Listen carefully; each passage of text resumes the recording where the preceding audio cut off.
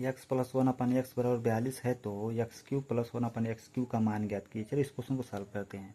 तो देखिए क्यू में अगर एक्स प्लस वन अपने एक्स का वैल्यू अगर वैल्यू दिया, इसको क्यू में ले जाना है तो सूत्र होता है के क्यू माइनस 3k।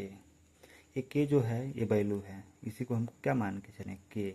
तब के की जगह वैल्यू रख दें 42 का क्यू माइनस 3 गुणे 42। अब देखिए सबका इकाई का अंक अलग अलग है, हमको पूरा हल करने की जरूरत नहीं, केवल इकाई का अंक निकालना है। 2 पे 3 का घात का वैल्यू कितना होता है 8 इकाई का अंक, और 3 दूना 6, इसका इकाई का अंक 6 हो गया। अब बताइए 8 में से 6 घटेगा कितना बचेगा, इकाई का अंक 2 बचेगा, और 2 इकाई का अंक केवल एक ही ऑप्शन में है 73,962। यही हमारा क्या हो जाएगा, आंसर हो जाएगा। यदि x बराबर 2 माइनस √3 है तो x माइनस 1 अपन एक्स का मान ज्ञात कीजिए। देखिए जब भी x का वैल्यू दिया हो और इनका स्क्वायर करके, 2 का स्क्वायर और इसका स्क्वायर करके अंतर कितना आ रहा है, 1 आ रहा है ना।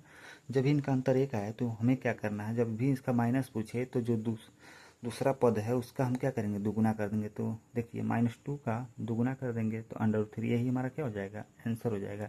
और जब भी इसका योग पूछता तो हम पहले पद को क्या करते, दूना कर देते, 4 हो जाता है आंसर। यदि x समीकरण x Q minus 2x plus 1 बराबर 0 को संतुष्ट करता है तो एक्स क्यू माइनस 1 अपन एक्स क्यू का मान ज्ञात कीजिए। चलिए इस क्वेश्चन को सॉल्व करते हैं। देखिए x square minus 2x plus 1 बराबर 0 है।